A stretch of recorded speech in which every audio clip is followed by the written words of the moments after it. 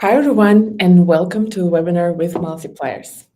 My name is 𝗂𝗍𝗂𝗂, and I'm a general partner at Multipliers. The mission of our company is to bridge global technologies with opportunities in the Middle East. And today we will talk about 5 mistakes founders make when raising capital from GCC. Today, I'm super excited to be joined by our CMO, 𝗪𝗓, and I want to jump straight to the questions.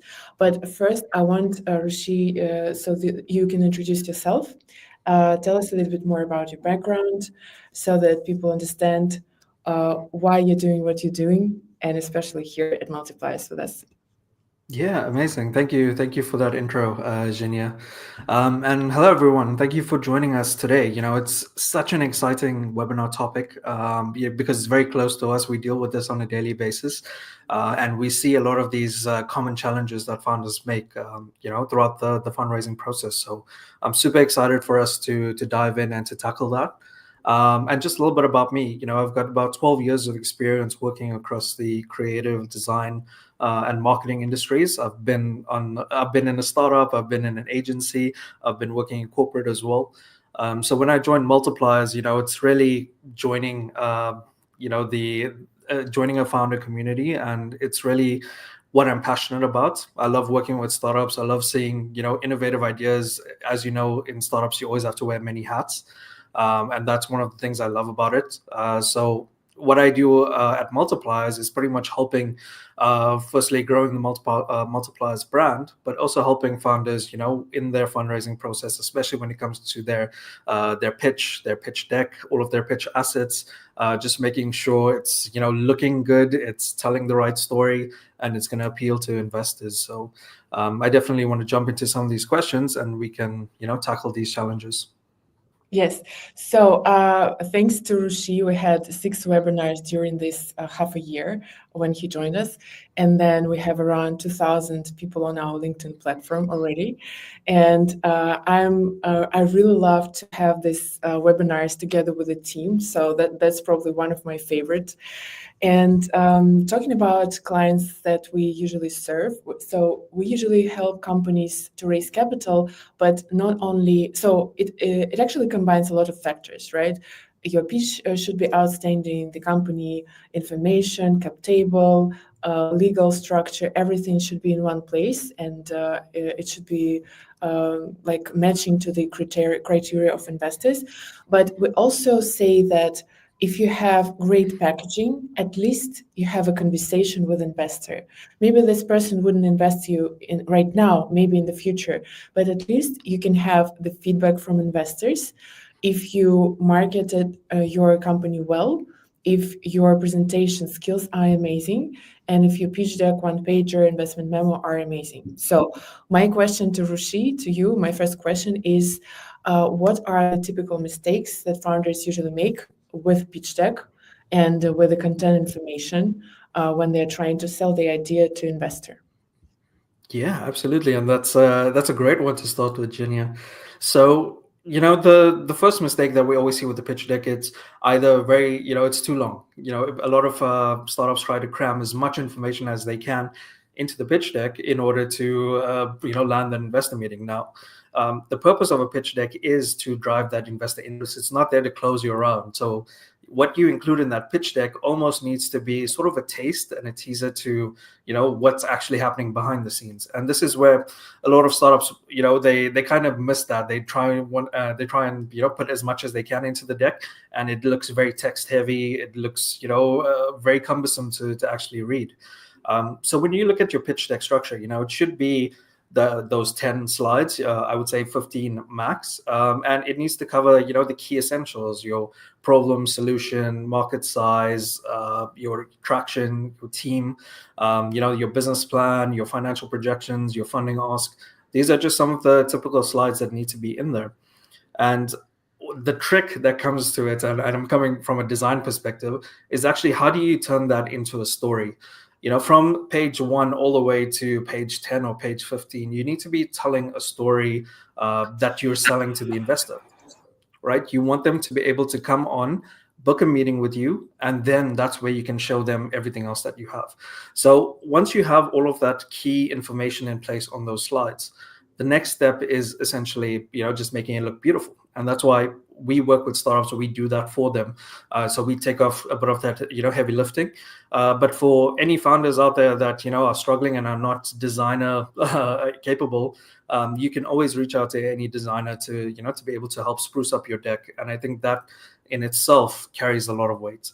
And one of the things we saw that worked really well, especially in the Middle East, is your one pager, right? We draft the one pages for our startups just because they don't know what to include in it, or the one pager is always challenging because there's 10 slides that you're trying to condense into one page.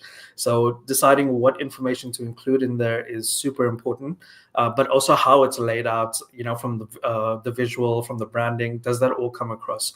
And that's really one of the key success factors when getting that investor interest. We also do stuff like, converting that English pitch deck, one pager into Arabic. And we found that works. It's not an essential requirement, but what it does is actually it just gets the investors' attention that were in the region, right? It's showing that, we understand your culture, and we are playing a part to be able to adapt our business to meet those needs. So we've seen a higher success rate when we've had, both the English and the Arabic version of the one pages. And then, of course, you have your investment memos that are more professionally drafted documents. It's not so much the design, but it's rather the content that's in there, which is what investors are looking for. Now, all of this, of course, needs to be housed within your, the major documents that you have need to be housed in your data room. But when it comes to your pitch, remember, you don't need to sign NDAs to send pitch decks. That's already a rookie mistake, from the start. So just be wary of that. Whenever you're reaching out to investors, don't share the pitch deck initially. Rather, send them the investment teaser, get them to ask for the pitch deck, send that over, and then you can get to your meeting. What's your experience been with that, Chenya? Yeah, it's interesting that you mentioned about Arabic. That actually came from my experience of working with family offices here.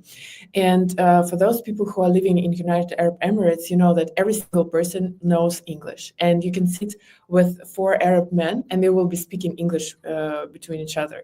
So English is, it's not a problem for this country. But when I worked with government officials or with family offices, I remember that when I sent presentations, the team of this person was responsible to translate all of that. And then after that, they gave me the response and they scheduled a meeting. So that's why we decided to simplify it for all people who we're working with. And we decided to create this Arabic version of all documents. And also in Saudi, when you work with, let's say, angels or with family offices in Saudi as well, they also very appreciate when you send documents in Arabic because it's their native language. They really like to speak it. Mm-hmm. Yeah, and yeah, absolutely. Yeah. And look, Jenya, you've definitely had more experience working with founders, especially when closing their rounds in this region. But when we look at founders who are raising capital in the Middle East or want to enter the Middle East, one of the challenges we've seen is that they don't fully understand their role that they bring to adding value to the Middle East ecosystem. So, what are your thoughts on that? How could they, be more tailored towards adapting to the Middle East if they are looking at this region? Yes, and this is such a great question because I have calls with founders every single day because people text me on LinkedIn and ask me to either consult them or help them to raise capital here. And we work with global companies, right? And we position ourselves as a gateway from global to local here. So every single company from United States, from United Kingdom, from Europe, from Australia, today I had calls with 2 Australian companies. And I usually ask them one and the same question. How do you see your company can add value to the region?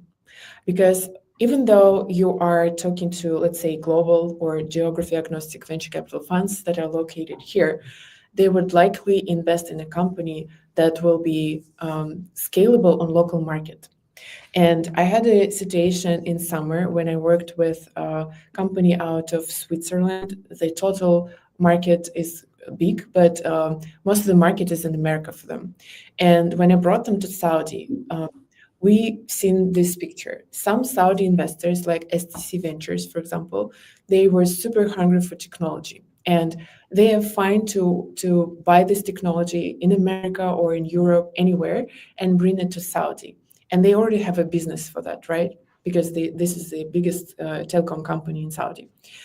But for other companies or for venture capital funds, sometimes they don't see the opportunity. Let's say sometimes we're working with ESG companies, and let's say with pre-revenue ESG companies, and it means that for the new technology, they need to build this business first within the country to understand which companies they want to work with, maybe sign MOUs with these companies, and then after that go to venture capital fund and to pitch this strategy.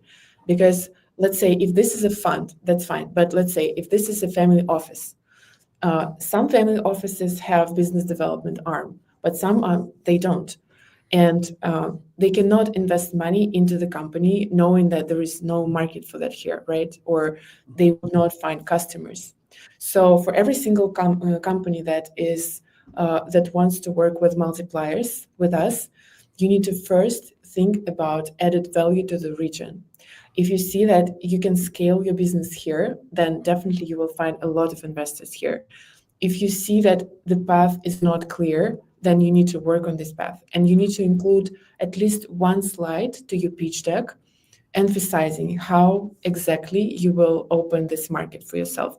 And also think about that not a lot of companies know what is Vision 2030. So Vision 2030 is a program that is initiated by government with every single country here in GCC, and that is supporting transition from oil and gas economy to a more sustainable economy. And they are developing different sectors like fintech, real estate, tourism, healthcare. And you need to understand how you can, embed your strategy into the trend so that it will be more comfortable for you to grow here with less energy wasted, right? And this is probably the core thing that companies need to think and understand about total addressable market and about the local market. How big is this market? And we also see a lot of mistakes. Rushi, you can probably comment on that, because not a lot of companies actually can calculate the total addressable market correctly, and they are also not setting up realistic expectations on valuations because of that. Yeah, absolutely. And to add to that, if we take an example, for example, let's say Uber, right? The Uber Careem story. These are, of course, the unicorns out there in the Middle East now. But back then, it was a idea that came out of the Americas that was brought to the Middle East. Same thing with Souq.com, right? It was a marketplace, but Amazon was the first to do it in the Americas. So when you look at the Middle East, you could come in with a completely new and innovative idea, or you can come in with something that has been proven in other markets. Now, the question is, or the mistake that we see most often is thinking, because this company is scaled so quickly and had the success in that market, that it's going to be exactly the same in the Middle East, and that's wrong, actually, because the Middle East does have a different infrastructure. It has a different audience. So when you look at your product or service, there's a lot that you need to consider. When you do launch into the Middle East, you need to look at the local ecosystem. You need to look at the infrastructure that's available. You need to look at how you could also leverage that to your advantage, so that if any other player wants to come into the market, how do you almost make it difficult for them to compete at the level you're doing it at? So these are just some of the the factors to consider when entering the Middle East market. Now, when we look at the total addressable markets and your serviceable market, another common mistake I see quite often is founders often go with the 1% rule, right? If it's $150 billion market potential, they say, well, if we just get 1% of that, with $15 billion, we'll be okay. And unfortunately, that might have worked back then, but right now, that's a surefire giveaway of a rookie mistake, that you haven't actually put in the time to calculate what your total addressable market size is and what you could actually, service from that. Because the truth is, if you want to get to that $1.5 billion market, it might take you maybe $500 million worth of capital to be able to capture and service that size of the market. So, how are you going to come up to that $500 million worth of capital to actually achieve that?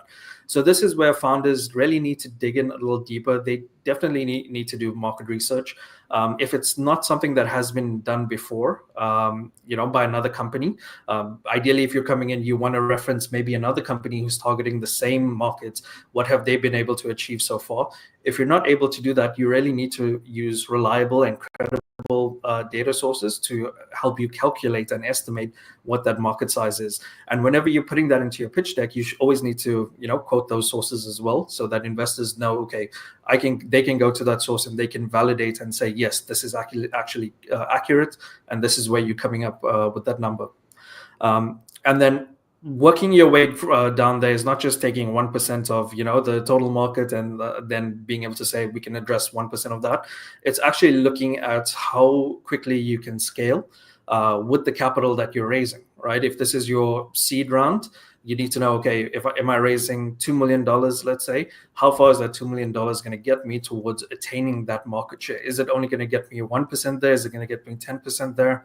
These are things that need to be factored in when calculating your addressable market sizes, and that's what needs to be included in the deck, because that's where we see a lot of startups going wrong. And it really comes down to as well, which investors you're approaching and talking to, and what you want to get out of it. We also see startups who target investors that are in the wrong niche, or they haven't really gone through their investment thesis before actually approaching them. And I'll give you an example. It's kind of like, you have a dental emergency and you need to sort that out. Are you going to go to a general practitioner? No. Are you going to go to an ophthalmologist? No. They're all doctors, but they all have special, fields and focuses. And investors are the same, right? If you are coming to an investor, who only invests in tech, and you're, in the food and beverage industry, or, want to launch something there, it's not going to be a right fit. And that's why understanding who the right investors are and how to approach them is crucial. And I think, more than me telling you that, I think Zhenya has more experience in that regard, actually dealing with investors. So Zhenya, what's your thoughts on that? I actually really want to make it a little bit more complicated for our listeners right now, because even if you have Crunchbase and you've seen, let's say, 𝗂𝗶𝘀𝗀𝗀 invested in fintech, and then they invested $500,000 at pre-seed. Yeah, maybe it was years ago when they were deploying their fund 1, but right now they are deploying their fund 5, right? And they are focusing on only Series A, agriculture, logistics, sustainability, and so on. So it doesn't mean that, let's say, even if one and the same investor had different criteria before, it doesn't mean that this investor have the same criteria right now. So you definitely need to keep foot on the ground and understand investment criteria of the fund at this exactly moment, his geography, average ticket size, sometimes valuation, and then industry. And then sometimes I also ask investors, what are your red flags or green lights in terms of company or in terms of founders? And there is a lot of work. And everyone saying the same. I actually really like it, that if you want advice, ask for money, right? If you want money, then ask for an advice. And our job is to actually connect startups and investors to matchmake. So what we're doing is basically matchmaking, because we know who to connect with, but also we usually position it as we are asking for an advice. Let's say right now we're working with a company, female-led company out of Kuwait, and this company already had several rejections in the region. But what is the strategy for us right now? We want to understand what could be the potential investors, and so for that we created outstanding investment memo for them, and we want to introduce her to potential investors and ask for an advice, who to talk to, and who to reach out to, who to send this investment memo, or maybe what to change in the strategy or maybe in the product, so that investor give us their own perspective how to work with this deal. Because the company is great, the team is great, they are generating revenue around $3 million. There is a lot of positive things about this business. Not a lot of businesses have this metric and this team and this expertise and this actually market approach. But also our role here in this process will be to schedule meetings for her so that she get the feedback. Because the previous team she worked with, another investor relation firm, they just was spamming the whole market with materials with exceeded valuation. And then right now we need to be very wise to build her relationship with the market from scratch. And for companies that are just starting their fundraising journey, I would recommend to first at least schedule several calls with investors to get feedback, first of all, not to pitch right away, or to work with companies like ours so that you can understand where are your gaps, how you can build your communication with the market, and give these investors an easy out, because this is what they rely on. I know that even me, for example, I do invest myself. I invest in impactful niches, impactful products at pre-seed stage. And sometimes founders are just, after I say, no, this is not my investment criteria, they keep sending me pitch decks and they kind of updating me. But let's say I'm not investing in robotics industry, right? It's like, how do you think that I will invest in that if I'm not? It's like, this is not my niche, this is not my area of expertise. And this spam is just honestly very annoying to investors. So I think that the best way to build relationship with investors is first to find the right person, to understand that this is a right person, and then to ask for a recommendation so that you build this trust and relationship with this person. And then if this is not a match, then just be grateful and move forward, because you also don't want to waste your own time in talking to people who are not relevant.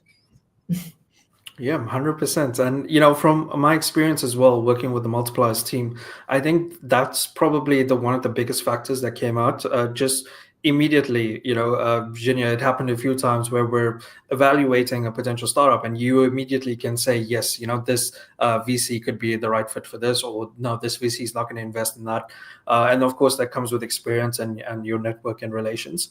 And that's the mistake and the missing element that a lot of startups don't have when they try to do it alone, and it just hurts the process. Something that could take 3 months if you do it right to close your funding round will end up taking 6 to 8 months or even longer, just because you're going about it the wrong way. So I think that's super important. Yeah, but also, I think also timeline is very important. It's one of the main criteria. I think that startups need to ask themselves what is their own timeline, and to understand what would be the strategy based on that. And 𝗪𝗓, probably you can share some your experience of working with timelines and matching these timelines with investors as well. Yeah. So the big mistake we see as well with startups is sometimes they start their fundraising process too late. Whether you're a CEO or CFO of the company, one of the first things you need to really understand is your burn rate and how much, what your runway looks like. You don't want to start your fundraising process right towards the end when you only have 2 months left to be able to close that round. That's not going to work. So my advice here is always, start your fundraising process as early as possible. If you don't need to fundraise, that's a whole different story. That's fine. But if you do see that you need that investment to help scale up what you're doing, start putting in those plans early on, because the fundraising process, it depends on who you work with. For example, with Multipliers, we go with a 3 month, sort of a 12 to 16 week I would say timeline to be able to, from the time we start to the time we can close the funds and have it deployed. And it varies from company to company, right? We've obviously had experiences where founders, didn't take our advice and thought they knew it all, and it didn't sit well with investors. And what ended up happening is the investor didn't move forward. So it's a lot of time that gets wasted from our side, from the founder's side. So I think once you can get all of these different elements in place, your fundraising timeline, you should give yourself at least 3 to 6 months to be able to start and close that round. Of course, the bigger rounds might take more time. There's obviously more due diligence that needs to happen, and we also we can't pressure investors to hurry their process, right? If they've shown interest in you as a startup and as a founder, and they want to move forward, of course, we need to give them that 2-3 weeks, whatever it is, for them to be able to evaluate on their side with their VC analysts to say, yes, this is going to be the right opportunity, or to come back to you with questions. So you need to be prepared for that. Your business also still needs to operate while you're fundraising. So that's also another thing. You can't just divert all your attention to the fundraising part of it and let the other revenue generating aspect of your business fall. So this is where you either need to partner up with an investor relations firm like Multipliers, or you need to bring on additional team members, to be able to manage this part of this business or this part of the business process while you focus on growing your fundraising and investor pipeline. Yeah, and we actually had a story when we started working with the company in end of July, and the founder told us, oh, we actually met with you at Leap, and I actually didn't remember. Leap was in March.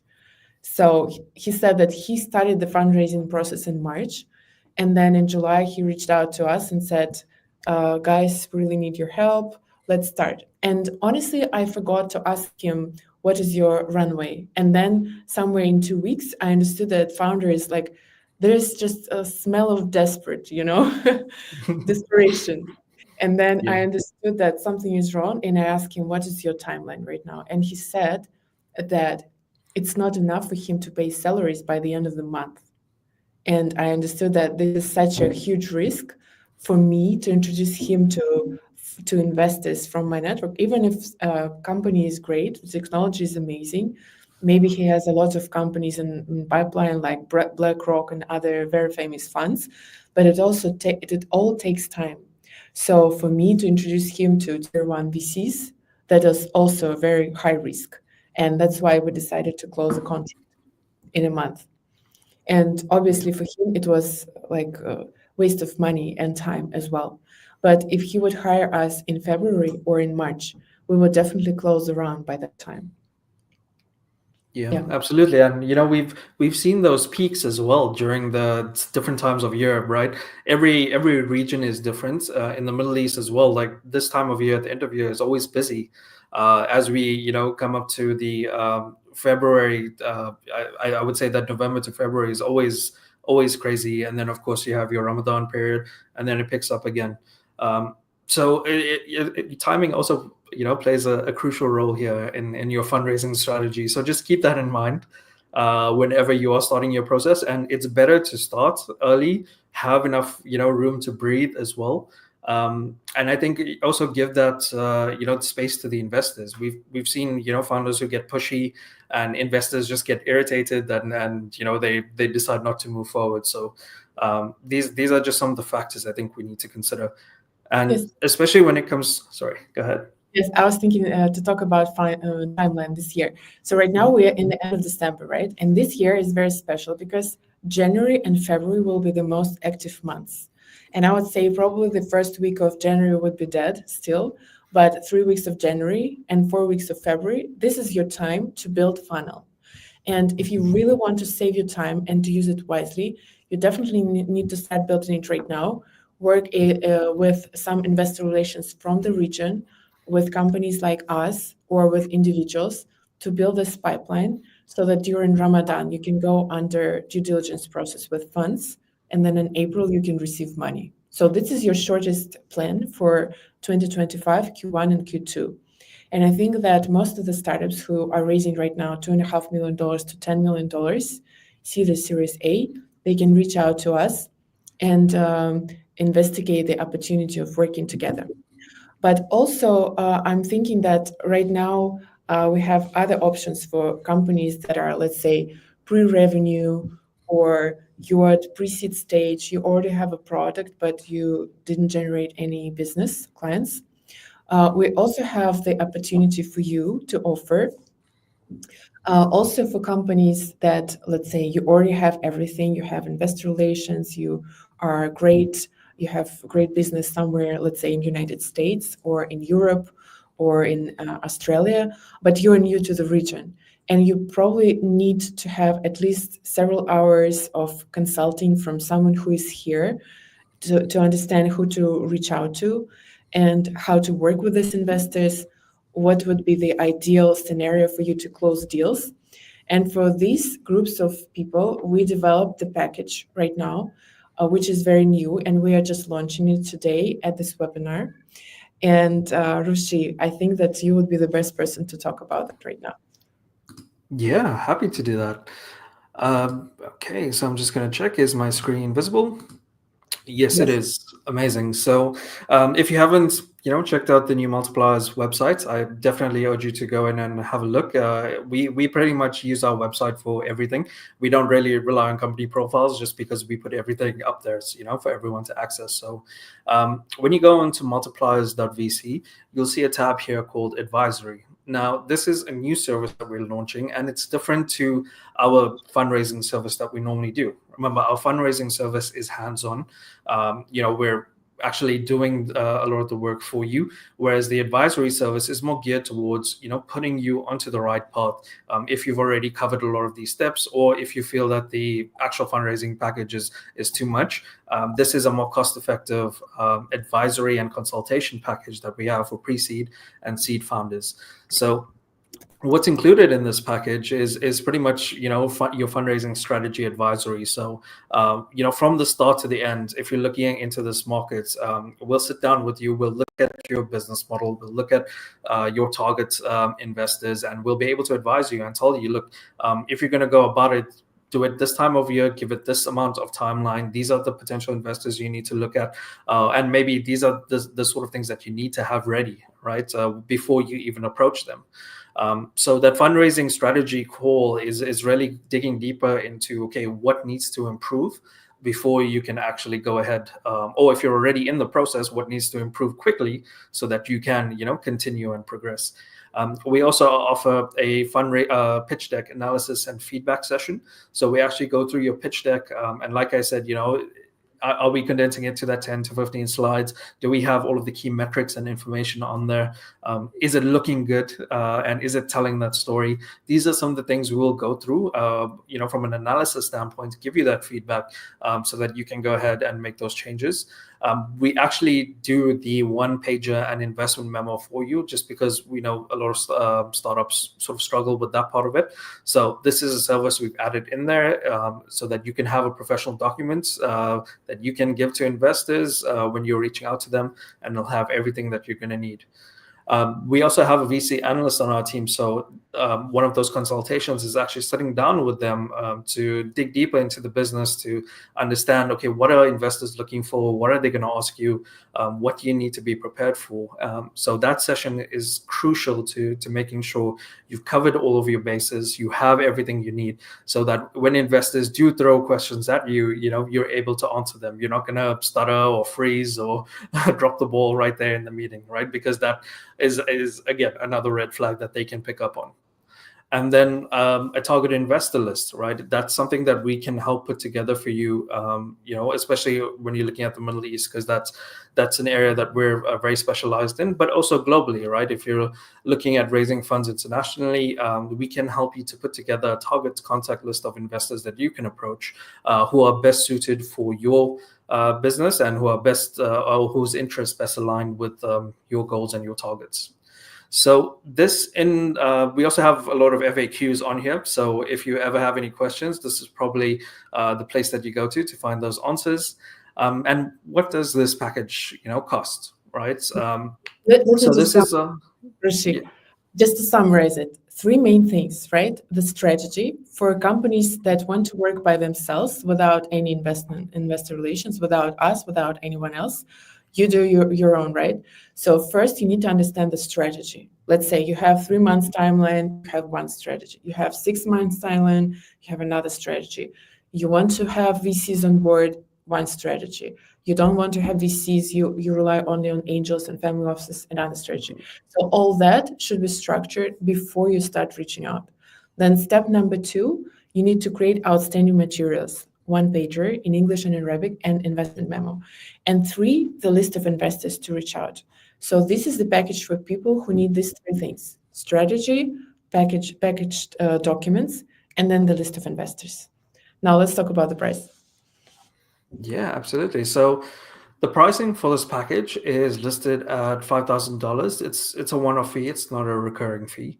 But if you're lucky enough to attend this webinar, we do have a special end-of-year offer that we can give to you if you do want to avail this advisory services just to help you on your fundraising strategy. So I'm just quickly going to share that to the screen, and there we go. So we're actually discounting the service by $2,000 so that, the total package is actually $3,000, which really becomes a steal. If you're going to be sitting one-on-one with the fundraising experts to get this input to optimize your entire fundraising strategy, I think it's definitely value for money. So for those of you that can actually, jump on it, I highly recommend you do that.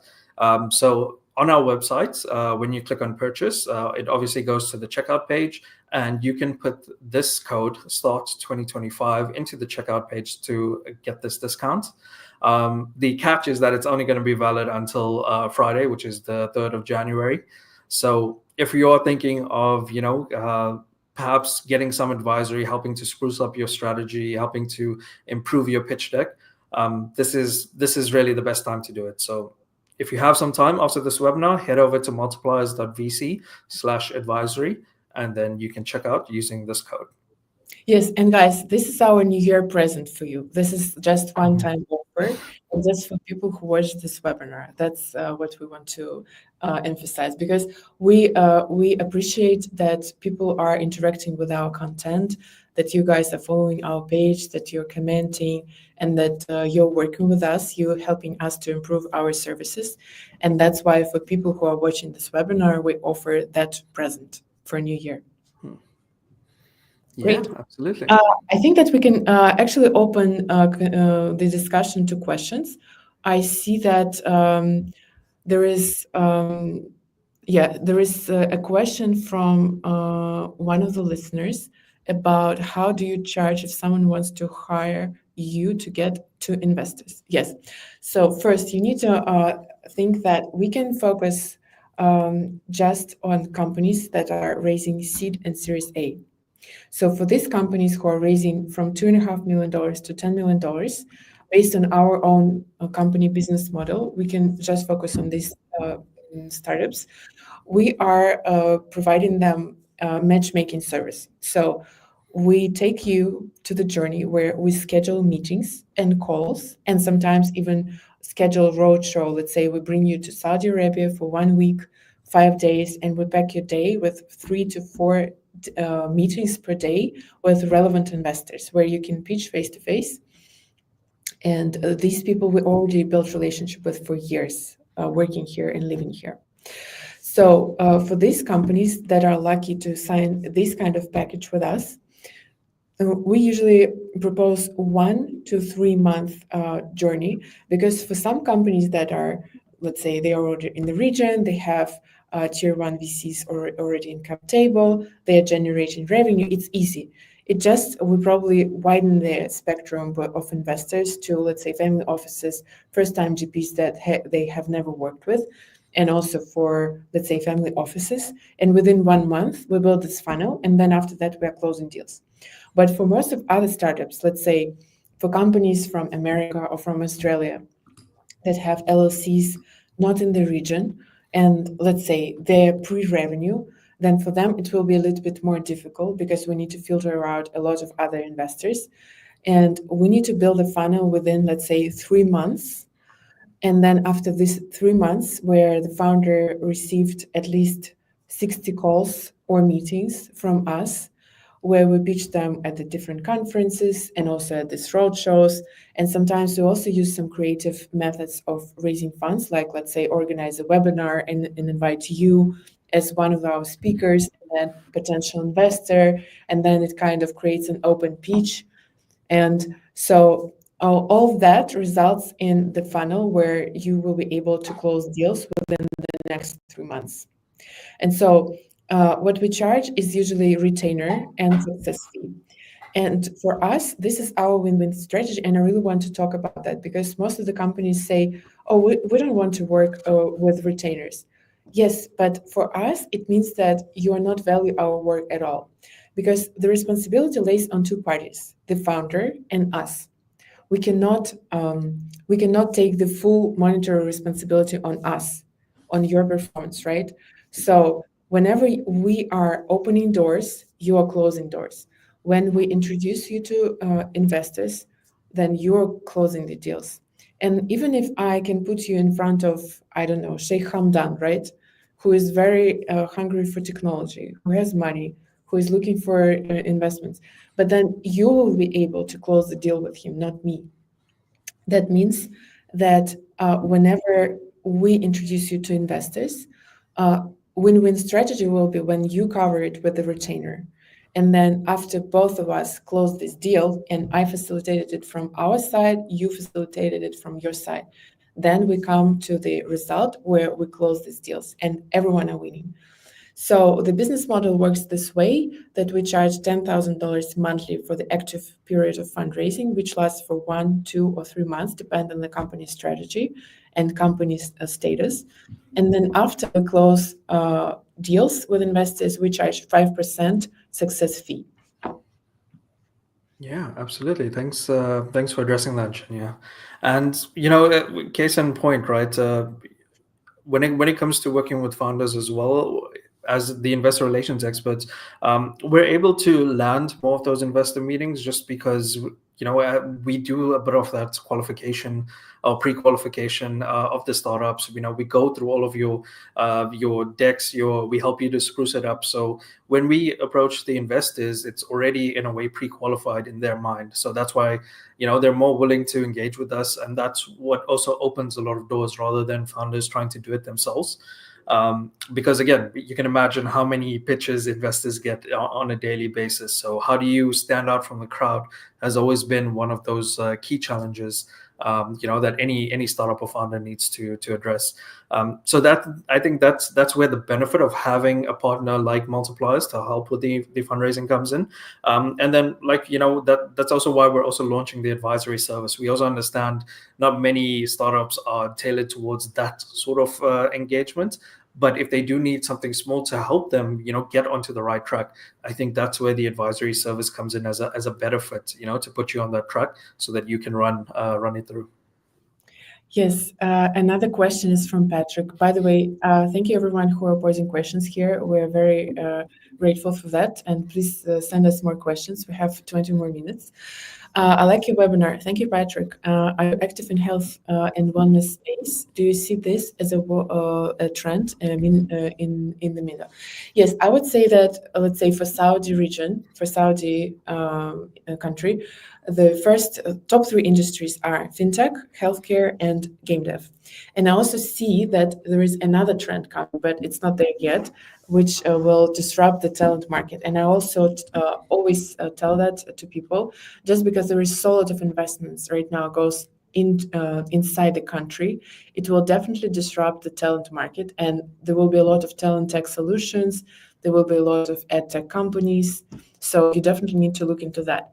But talking about health and wellness space, I would say that you can even talk to NTDP, National Tech Development Program. They have around $3 billion to allocate for companies that are relocating from other countries to Saudi Arabia. They can sponsor salaries of your employees. They can cover 50% of salaries and help you with the R&D, with establishment of the company there. And they're looking specifically for health tech companies right now in Saudi. So yes, this is very trendy. And definitely, if you're developing this company in health tech or wellness, there's definitely room for you in the Middle East. Hrushy, maybe you also want to add something. Yeah, we actually just ran a webinar on mental health and wellness about 2 weeks back. It was such a great one. It was with a mental health coach and also founder, and someone who's tackling the mental health space from a social media perspective. And it's so interesting because after the pandemic that we had, mental health becomes such a crucial part to not just our daily lives but our performance, and our well-being, right? And in the Middle East, of course, the whole point there is that they want to attract good talents, they want to attract the right people, and they want to make it a place that's enjoyable to live, right? I lived in the Middle East for 8 years, and I have the UAE has been one of the best places to live in the world, and mental and health and wellness plays a crucial role in that. So I do see an increase in terms of the investment, in terms of the interest as well in the health and wellness space. But I think it's more about how that's executed as well, because you also obviously don't want to enter into a market that's oversaturated or with a product that's oversaturated. But you want to be able to build out your key differentiator to see how you stand out and what value you can deliver. Yes, Dina is listening to us, by the way. Dina, Yeah. wow.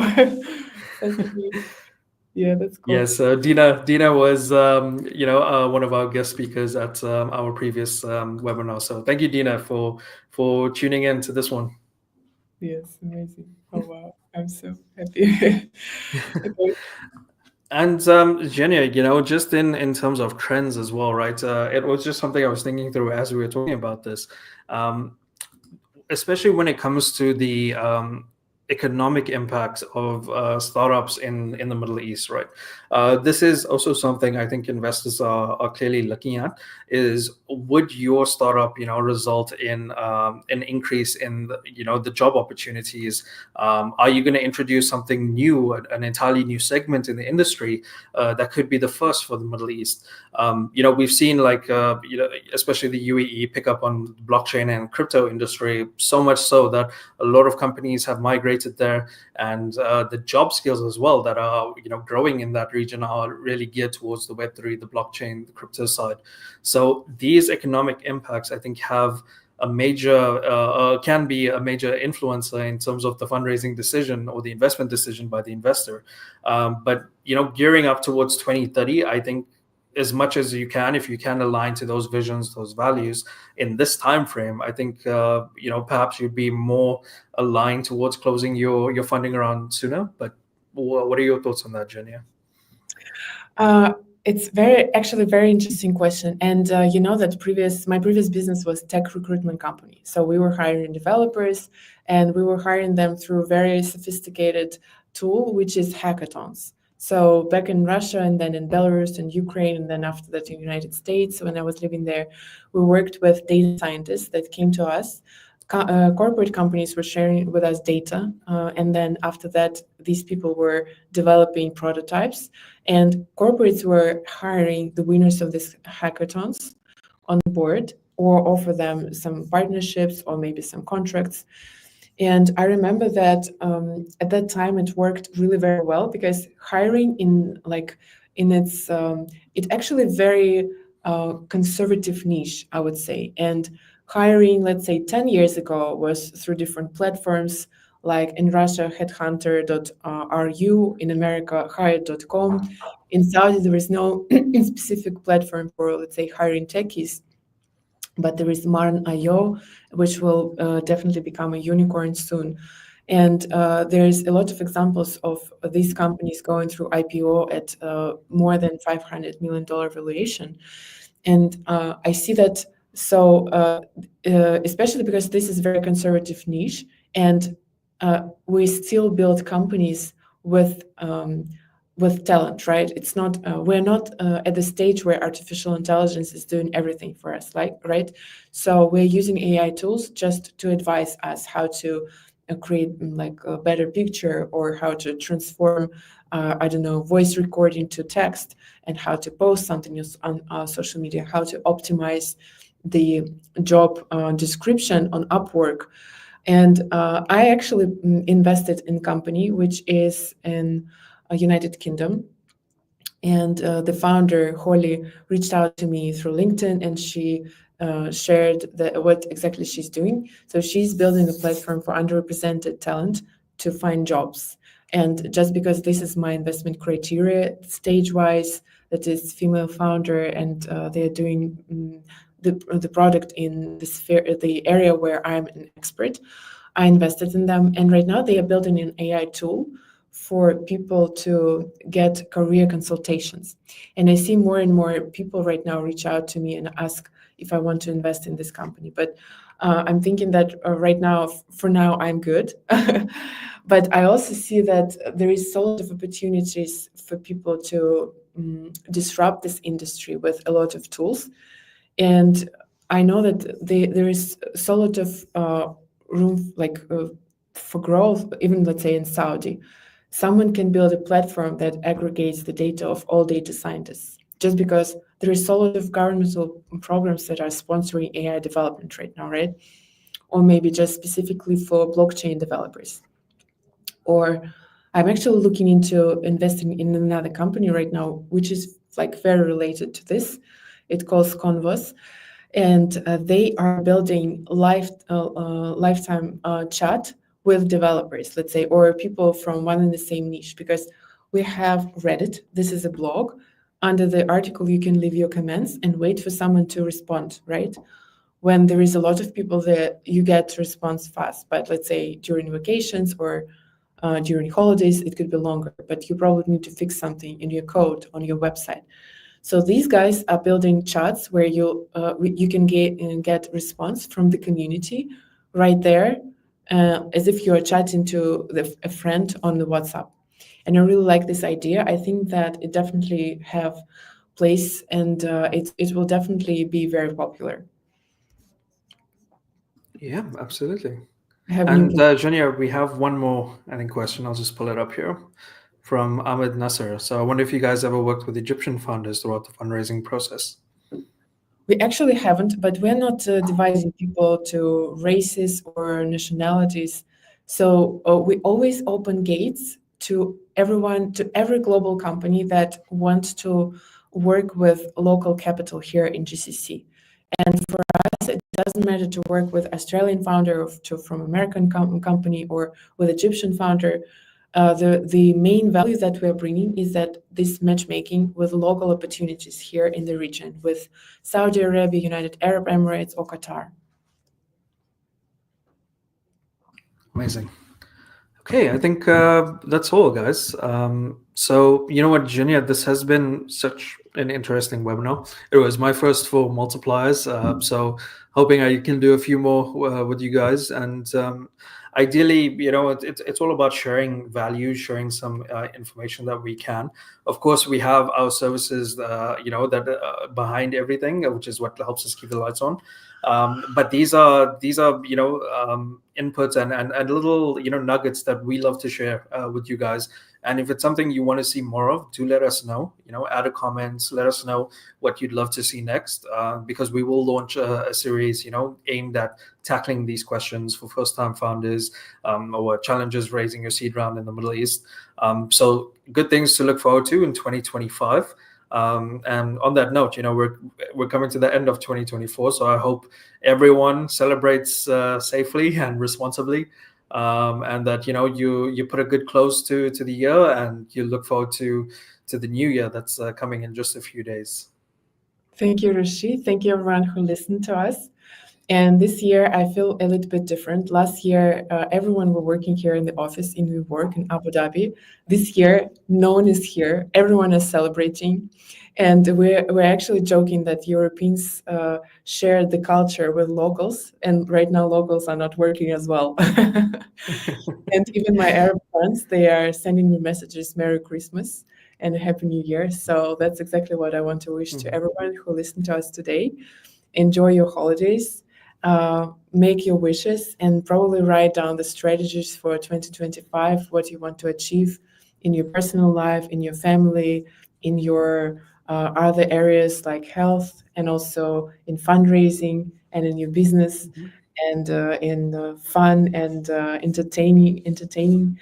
And I hope to see you on our future webinars in 2025 together with 𝗓𝗫, and wishing you all the the best in 2025. Thank you. Thank you, everyone. Take care and bye for now.